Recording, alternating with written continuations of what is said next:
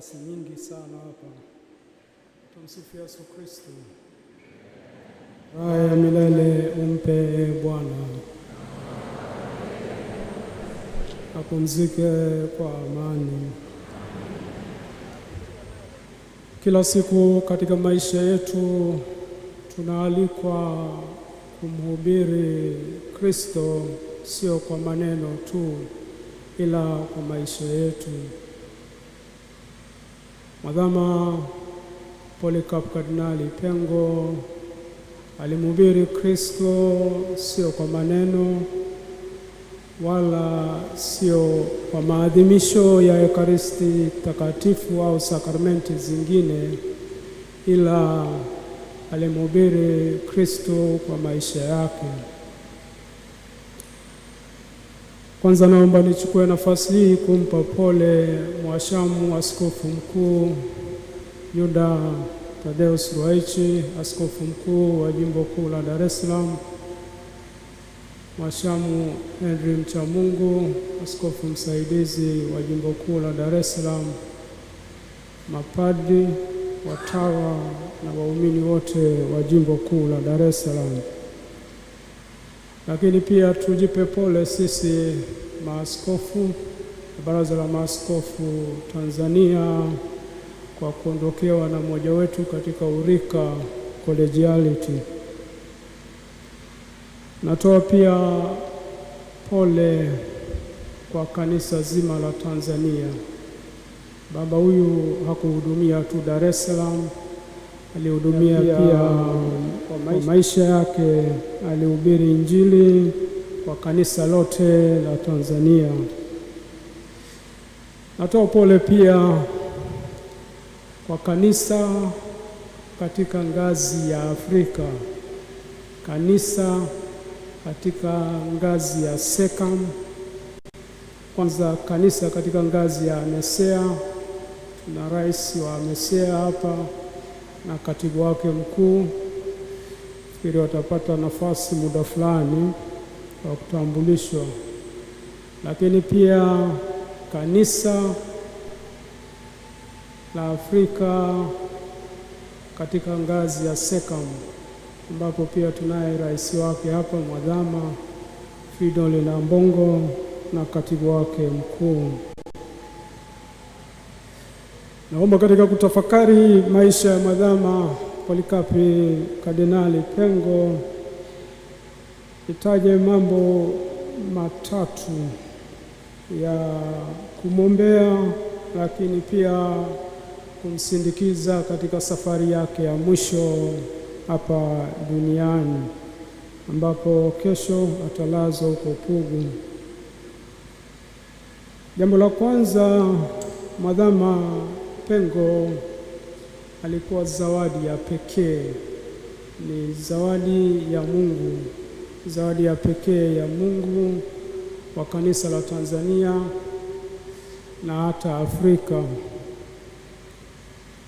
Wazo la pili, imani yake haikutetereka, ilibaki ilivyokuwa tangu mwanzo mpaka mwisho. La mwisho ni nguvu ya yote yeye aliyatoa wapi. Wazo lile la kwanza, Mwadhama Pengo Kardinali ni zawadi ya Mungu, tunaita ni rare gift. Na zawadi ya Mungu ni zawadi zile adimu ambazo Mungu anazitoa kwa wakati wake na kwa muda wake. Kwa hiyo yeye aliamua kuitoa zawadi ya maisha yake kwa kanisa la Tanzania kwa wakati wake. Zawadi kama hizo hazitolewi mara kwa mara na hazipo, it's very rare, it's a rare gift. Na kama walivyo viongozi wengine wakuu duniani hata popote, au walivyokuwa manabii, walivyokuwa mitume wengine, ni zawadi ambayo mithili yake ni hiyo, kwamba yeye alikuja kwa wakati na ilikuwa zawadi. Na zawadi kama hizi mara nyingi hazirudiwi. Mungu anaamua tu kwa wakati wake unaofaa na akaitoa na aliitoa katika nafsi ya mwanadamu, zawadi adimu kabisa, zawadi ya maisha yake. Kama tulivyosikia historia ya maisha yake, sina wasifu wake, sina nia ya kurudia kwa sababu tumeshasikia, lakini kutaja mambo machache tu ili kusindikiza hilo wazo la kusema kwamba yeye ni zawadi ya pekee. Mwadhama, kama walivyosema kwamba ni baraza la maaskofu kama padri lilimgundua kazi ambayo wanafanya mpaka leo, kwamba padri huyu ana vipaji vya pekee. Kwa hiyo padri huyu anatakiwa kuendelezwa, na kwa sababu anatakiwa kuendelezwa ili asaidie kanisa si tu katika ile ngazi ya jimbo lake husika, lakini ngazi ya taifa. Kwa hiyo tangu mwanzo baraza lilimspot likaona huyu kule jimboni hatatosha, inabidi apewe majukumu mazito yatakayomfaa. Kuna mapadi wapo hata hapa ambao wana picha kama hiyo, lakini hii sio siku yenu leo, wenye mtulie kwanza. Sasa kama zawadi ya pekee unaweza kuona katika maisha yake ilivyoenda haraka. Miaka 27 tu anapewa upadisho, tayari ni padi pale Sumbawanga, na baadaye muda mfupi baada ya kumaliza masomo yake kule Roma, manake askofu hata kumchelewesha alimpeleka masomoni. Mwaka 77 anarudi, anaanza kufundisha Kipalapala seminari kuu. Anakaa mwaka moja tu anakaa. Wengine wanaendaga pale in service mpaka miaka 5 bado wanafanyiwa in service mpaka akae sawa in service, alafu ndio uende shule. Mwaka moja anakaa, baadaye anapelekwa Segerea kuanzisha seminari kuu Segerea, moja kwa moja rector. Mwaka moja, hakuhitaji mentorship, uwezo wake ulitosha kabisa, alitosha. Anafanya ile kazi kwa miaka 5 na 83, akiwa na miaka 39 tu anateuliwa kuwa askofu wa Nachingwea. Wengine hawajui Nachingwea iko Lindi, naweza kuja kuiona. Anateuliwa askofu pale. Cha ajabu, anateuliwa kuwa askofu, anafika jimboni tayari ana mawazo wa kuihamisha jimbo kutoka Nachingwea kuipeleka Tunduru Masasi. Ni akili ya wachache tu wangeweza kufanya hiyo na uthubutu. Kwanza Tunduru huko wanakoenda Wakristo ni wachache, Nachingwea huko wanakoacha Wakristo ni wengi zaidi. Lakini yeye akasema, mimi nataka kubomoa lile ngome, na ili nibomoe ile ngome lazima nijenge kanisa la kathedrali pale katikati Tunduru, na baadaye jimbo linaitwa Tunduru Masasi. Kiti chake kipo leo mpaka pale Nachingwea, ambacho alikikalia mara moja, mimi naikalia pia kwa sababu iko kwenye himaya yangu. Kwa hilo sihitaji ruhusa ya mtu yoyote. Sasa 84, miaka 3 tena. Unaona kwamba he didn't need any mentorship. Miaka 3 tena kukaa pale Tunduru Masasi, amepewa jukumu kubwa la kuanzisha jimbo na miaka 3 baadaye tayari ameshatosha kuja jimbo kuu la Dar es Salaam. Porini kule Tunduru Masasi, naomba askofu wa Masasi, Tunduru Masasi anisamehe, jirani yangu, lakini tutaelewana. Sasa katika miaka 3 anakaa. Kwa hiyo 80, mwaka 90 anakuja Dar es Salaam kama askofu mwandamizi. Miaka 8 baadaye tayari mwadhama 98. Kwa hiyo unaweza kuona ile trendi kwamba ni zawadi ya pekee, zawadi ya Mungu. Katika somo la pili tulilosoma, Paulo mtume kwa Waefeso sura ya 4 mstari wa 11 mpaka 16, Paulo anafananisha watu wa namna hiyo ni watu ambao wamekomaa katika imani, sio kama watoto wachanga, sio kama watoto wanaonyonya. Watu wengine imani, watu wazima, lakini imani kama watoto wachanga, kama wanaonyonya. Kwa hiyo yeye Paulo mtume katika barua hii, somo hili la pili kwa Waefeso, anamlinganisha kama mtu mzima. Imani yake imekumba, hapeperushi kutoka upande mmoja kwenda upande mwingine, na Paulo mtume anatoa hiyo onyo, na yeye anaendelea katika hiyo imani yake, na hiyo anaileta Dar es Salaam kama kufanya reform, kama walivyofanya mwalimu wa maadili, anakuja hiyo nayo kufanya hiyo reform katika jimbo kuu la Dar es Salaam katika maadili. Hao mapadi wa Dar es Salaam aliwanyosha, hata nyinyi dada wadogo aliwanyosha, hamkuwa na mahali pa kwenda, ndio maana hamkukengeuka. Lakini maana yake ile reform yake ni kama ya watakatifu wakuu, kama akina Mtakatifu Francisco wa Assisi, Mtakatifu Teresa wa Avila, Mtakatifu Yohani wa Msalaba, Mtakatifu Bernardo wa Kilovo. Ile reform yake, na reform kubwa anaifanya kwa mfano wa maisha yake, sio zaidi.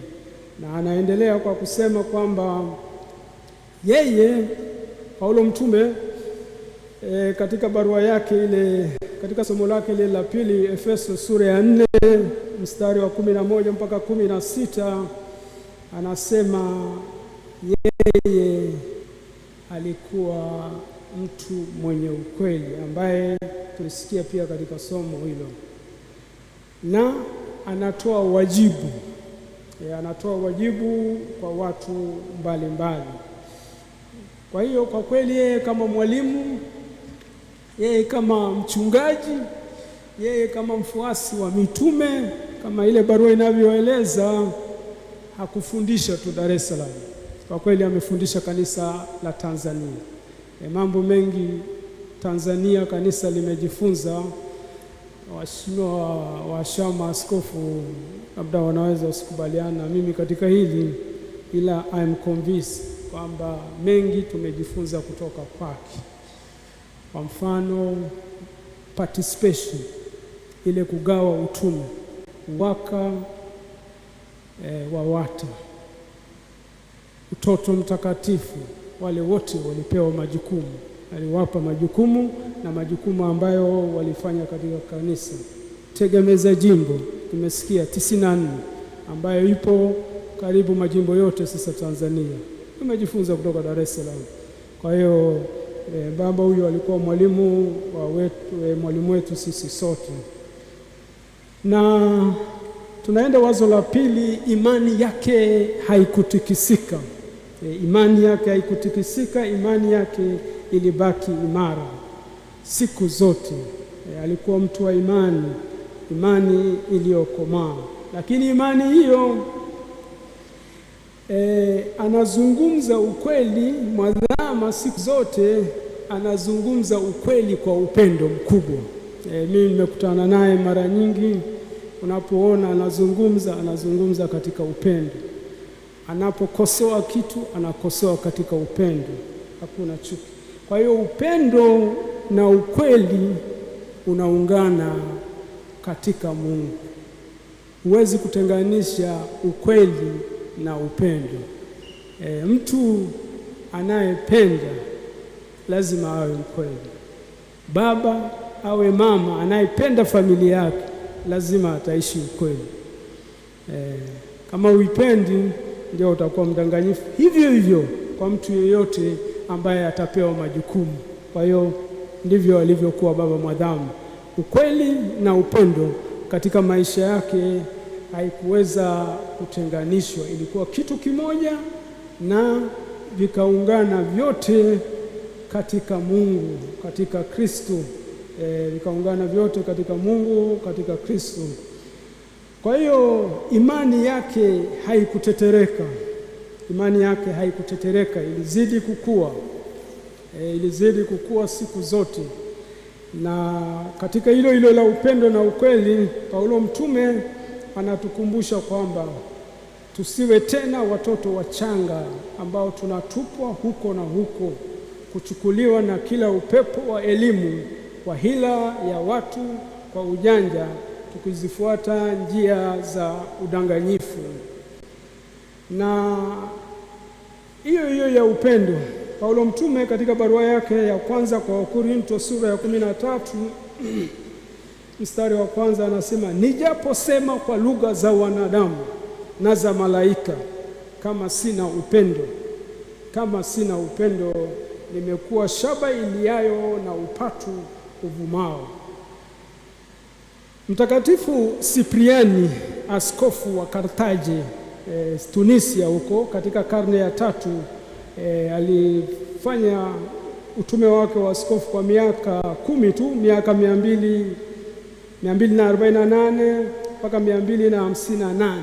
Anamwandikia askofu mwingine ambaye ameuawa kwa upanga, Askofu Cornelius, Papa naye ambaye aliuawa mwaka 253, miaka 5 kabla ya Sipriani hajauawa. Na baadaye sikukuu za hao wawili zinaunganishwa, Cornelio na Sipriani, Septemba 14. Kwa hiyo labda hiyo niache kwanza, lakini inaunganishwa siku yake. Anaandika Sipriani, anamwandikia Cornelius baada ya kusikia Cornelius ameuawa. Anamwandikia na anaandikia kanisa la Roma. Anaandika ifuatavyo, anasema, ndugu yangu Cornelio, nimesikia juu ya ushuhuda wako mtukufu. Wewe Cornelio umeishi ushuhuda mtukufu. Nimesikia juu ya ujasiri wako wa kuishi imani. Nimesikia heshima juu ya ushuhuda wako, na sisi watu wa Karthaje tunashiriki katika hiyo heshima yako, katika hiyo utukufu wako, katika hiyo sifa yako. Kwa hiyo sisi waumini tulioko hapa leo tunashiriki katika heshima ya baba yetu Polikapu, na tunajivunia kwa mazuri ambayo ameyafikia. Tunajiona fahari katika hilo. Raha ya milele umpe Bwana, apumzike kwa amani. Hizi nguvu huyu mzee kazitoa wapi? Hizi nguvu yeye kazitoa katika uhusiano wake na Mungu. Alikuwa mtu wa sala siku zote. Tumesikia aliamka saa 10:30. Baada ya kujiandaa aliingia kanisani kusali. Amefika hapa St. Joseph kabla ya kuingia ofisini, ameingia kwenye kanisa la kuabudu. Wengine wanajua walivyozunguka hapa Dar es Salaam wakati wa baada ya kustaafu. Mara yuko hapo Padre Pio Shrine San Damiano, mara yuko Pugu, mara yuko Chang'ombe kusali kwenye kanisa za kuabudu, Rozari takatifu, ibada kwa Mama Maria. Na ndiyo maana anazikwa siku ya Mama Maria kesho Jumamosi. Wengine wanafikiri basi tu imetokea, ni coincidence. Hakuna coincidence kwa Mungu, ni providence, kwamba tangu Mungu alishapanga kwamba azikwe siku hiyo. Sasa yeye anaitoa nguvu yake katika sala. Nguvu yake anaitoa katika ile kushirikiana na Mungu, na alijinasua na mambo ya ulimwengu huu. Tulisikia alitoa mali zake zote, vitu vyake vyote alivitoa. Hakuwa na mali ya binafsi, hakuwa hata na akaunti binafsi, hakuwa nao. Watao wengine hapa utawatoa macho ukiwaambia wasiwe na akaunti. Hakuwa nayo. Yeye hakuwa nayo akaunti. Mwadhamu askofu mkuu, hakuwa na akaunti binafsi.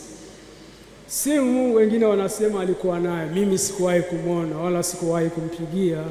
Mimi nilimpata kupitia wasaidizi. Alikuwa anashangaa mapadi wanaingia ofisini pale wanamwaga simu 3 mezani pale, wakati mzee hana hata simu moja, na mzee anaombea huruma, hivi wanazibebaje na wanazitumiaje? Sasa hakuwa na vitu vya dunia hii, hakuwa na kitu katika dunia hii, alijinasua, hakuwa wa dunia hii. Na ndio maana tunasema taa yake ilikuwa inawaka katika lile somo la Injili. Kiuno chake alikuwa amekifunga. Ndio maana amechagua hata mahali pa kuzikwa huko Pugu kwenye kikanisa kidogo, amekataa kanisa la heshima hili la St. Joseph, azikwe kule Pugu. Sijui kama ungekubali, lakini yeye mwenyewe kachagua hiyo kwenye kanisa kile kidogo cha Pugu. Hakuhitaji heshima yoyote. Nafikiri na ndio maana pia amenichagua mimi, sio kupitia yeye, nizungumze leo mbele ya mawadhama hapa na maaskofu wakuu, mtu kutoka Lindi. Tumsifu Yesu Kristo. Sasa kumalizia, anafariki karibu na sikukuu yake ya Mtakatifu Polikapi Februari 23. Wakati Polikapi anachomwa moto, alisali sala hii. Mimi naomba nisali hii sala ili iwe ya kumsindikiza baba yetu huyu. Mungu Baba Mwenyezi. Polikapi alisali mwaka 155 alipouawa. Mungu Baba Mwenyezi, Baba wa mwanao wa pekee Yesu Kristo, ambaye kupitia kwake tumekufahamu wewe, tunakusifu, tunakushukuru kwa kumwona mtumishi wako Polikapi Kardinali Pengo anastahili. Umkaribishe katika kundi la mashahidi watakatifu, apokelewe kwako kama sadaka nzuri na yenye kupendeza kwako.